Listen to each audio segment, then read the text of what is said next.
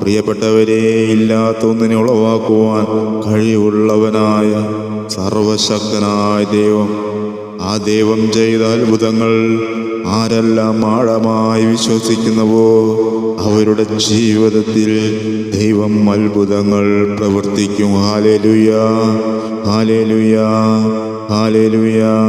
പ്രിയപ്പെട്ടവരെ, ദൈവവചനത്തിൻ്റെ ശക്തി നമുക്ക് ചിന്തിക്കുവാൻ കഴിയുന്നതിനും അപ്പുറമാണ്.